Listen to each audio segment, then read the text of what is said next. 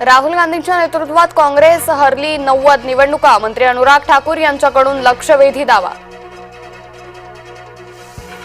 रायबरेलीच्या विकास कामांवरून भर बैठकीत मंत्र्यांशी भांडले राहुल गांधी, मंत्री दिनेश सिंह यांनी राहुल गांधींचे आरोप फेटाळले। उपराष्ट्रपतींच्या शपथविधीला अजित पवार आलेच नाहीत, नवनिर्वाचित उपराष्ट्रपतींचा शपथविधी नवी दिल्लीत संपन्न। 15वे उपराष्ट्रपती म्हणून सीपी राधाकृष्णन यांनी घेतली शपथ, राष्ट्रपती द्रौपदी मुर्मू यांनी दिली पद आणि गोपनीयतेची शपथ।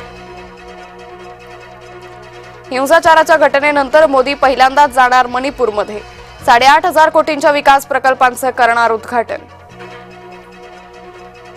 नेपाळमधील राजकीय नाट्य संपुष्टात, सार्वत्रिक निवडणूक होईपर्यंत सुशीला कार्की काळजीवाहू पंतप्रधान। प्रभादेवीचा वादग्रस्त पूल शुक्रवार मध्यरात्रीपासून बंद, शिवडी न्हावाशेवा पुलाच्या विस्तारीकरणासाठी घेतला निर्णय। किरण मानेच्या आगाऊपणावर लोक संतापले, ठिकठिकाणी किरण विरोधात पोलीस तक्रारी। कर्नाटकात शिवाजी स्टेडियम मेट्रो स्टेशनचं नाव काँग्रेसनं बदललं, कर्नाटक सरकारच्या निर्णयाचा मुख्यमंत्र्यांकडून निषेध। ओबीसींचं आरक्षण संपल्याची भावना होत भरतची आत्महत्या, भरत कराडच्या कुटुंबाचं भुजबळ यांच्याकडून सांत्वन।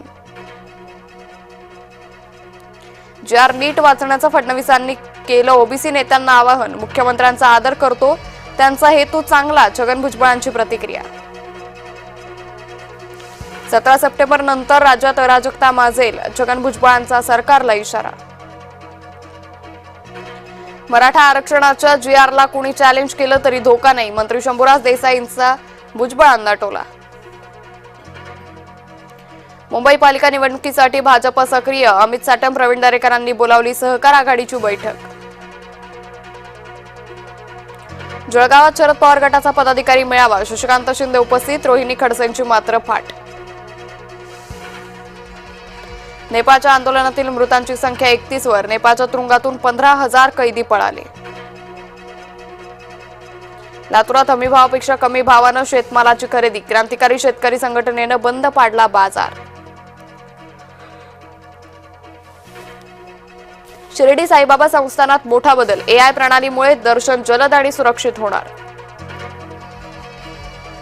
पोपटालाही लागलं मोबाईलचं वेड, चोचीनं मोबाईल सुरू करण्याचा करतो प्रयत्न। बहुचर्चित मराठी चित्रपट दशावतार प्रदर्शित, दिलीप प्रभावळकरांच्या कसदार अभिनयानं जिवंत होणार दशावतार।